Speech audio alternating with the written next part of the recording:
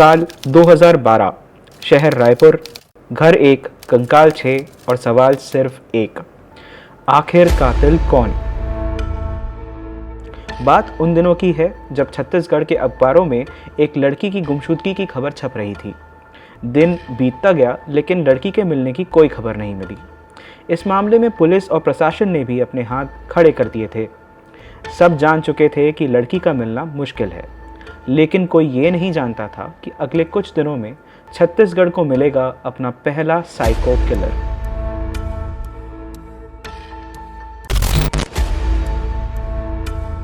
रायपुर शहर के कुकुरबेड़ा इलाके का यह साइको किलर्स अपने विक्टिम्स को जिंदा दफन करने में सुकून महसूस करता था। आमतौर पर ऐसे किलर्स उन लोगों को अपना शिकार बनाते हैं जो आसानी से इनके हाथ लग जाए, लेकिन हमारे इस साइको किलर को तो अपनों को मारना सबसे आसान लगता था। और एक के बाद एक, चाहे बाप हो या बीवी, साली हो या ससुर, कौन कौन बने इस साइको किलर के शिकार, ये सोच पाना भी हम और आप जैसे लोगों के लिए मुश्किल है। शुरुआत में मैंने एक गुमशुदा लड़की का जिक्र किया था। आखिर कौन थी ये लड़की? क्या ये लड़की भी इस साइको किलर का शिकार बन जाती है या आगे चल के इस किलर के खुलासे का कारण बनती है? जानने के लिए इस वीडियो को आखिर तक देखते रहें। क्राइम फाइल्स में आज हम बात कर रहे हैं एक के बाद एक 7 लोगों की हत्या करने वाले अरुण चंद्राकर की। कहानी की शुरुआत कुछ इस तरह से होती है। अरुण चंद्राकर को चोरी करने की लत लगी हुई थी। वो इसी आदत के चलते 24 से भी ज़्यादा बार जेल जा चुका था। अरुण एक मामले में जेल से छूटता तो पुलिस उसे चोरी के दूसरे मामले के लिए अंदर कर देती। अपने बेटे की इन्हीं हरकतों से परेशान होकर अरुण के पिता ने उसे 1994 में घर से बाहर निकाल दिया था। अरुण दर दर भटकते हुए दूसरे शहरों में जाने लगा। वहाँ कभी फुटपाथ पर तो कभी रेलवे स्टेशन पर सोता था, लेकिन उसकी चोरी की लत छूटी नहीं। वह कभी घरों में, दुकानों में, इवन ज्वेलरी शॉप्स में जहाँ जहाँ मौका मिलता चोरी कर लेता। लेकिन पुलिस ने उसे जब इस बार पकड़ा तो उस पर सीरियस चार्जेस लगाकर उसे लंबे समय के लिए जेल भेज दिया। 2005 तक अरुण जेल में ही रहता है और अपने पिता द्वारा घर से निकाले जाने वाले इंसिडेंट को सोचते हुए परेशान होता है। उसके अंदर अपने ही पिता के लिए नफरत भर जाती है। यहाँ तक अरुण एक आम सा चोर था जो अपने लाइफ में लिए गए डिसीजंस को लेकर फ्रस्ट्रेटेड था।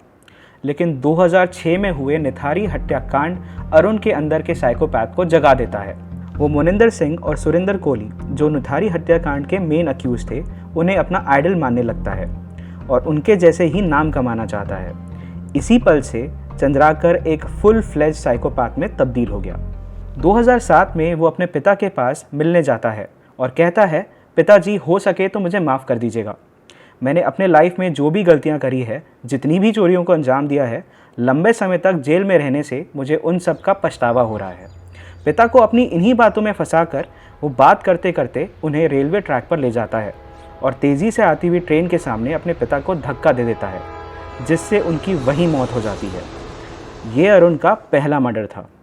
ऐसा उसने सिर्फ इसलिए किया क्योंकि उसके पिताजी ने 1994 में उसे घर से निकाल दिया था और इसी कारण अरुण को जेल में रहना पड़ा था। जेल में रहते हुए अरुण की दोस्ती मंगलू देवार नाम के एक व्यक्ति से होती है।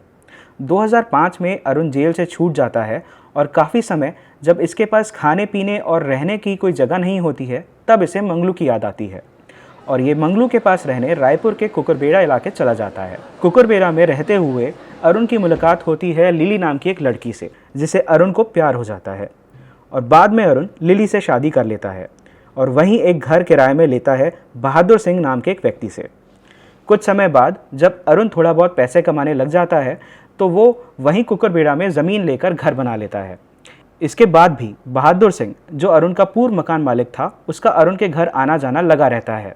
एक समय जब पत्नी लिली कुछ दिनों के लिए अपने मायके गई हुई थी, बहादुर सिंह अरुण के घर आया था। दोनों की आपस में कुछ चर्चा हुई और अरुण को बहादुर की कोई बात बुरी लग गई। अरुण एक फुल फ्लैश प्लान बना लेता है बहादुर सिंह को मारने का। अरुण एक बार भी संकोच नहीं करता है बहादुर को मौत के घाट उतारने से, क्योंकि अरुण को अपने पिता के मर्डर करने के बाद किसी को जान से मारने की झिझक खत्म हो गई थी। अरुण अपने घर में एक बड़ा गड्ढा खोदता है और एक दिन बहादुर सिंह को खाने में बुलाता है। उसने बहादुर के खाने में बेहोशी की दवा मिलाई थी, साथ में दारू भी पिलाया था और जब बहादुर बेहोश हो गया, अरुण ने उसके हाथ पैर बांध दिए और एक बोरी में भर दिया और जिंदा उसे गड्ढे में हूबहू वैसे ही दफना दिया जैसे किसी का सुपुर्दे खाक किया जाता है। जब तक बहादुर सिंह को ऑक्सीजन मिलता रहा वो जिंदा था। उसके पास छटपटाने के अलावा कोई दूसरा ऑप्शन नहीं था। वो जितनी तेज़ आवाज़ निकाल सकता था निकाल लेता था, बट क्योंकि अरुण पूरा साइकोपाथ बन चुका था, वो बहादुर सिंह के चीखने की आवाज़ों को कान लगाकर सुना करता था। शायद अरुण को बहादुर सिंह की चीख सुनकर सुकून मिलने लगा। एक दिन वो आवाज़ें आनी बंद हो गई और बहादुर की दम घुटने से मौत हो गई।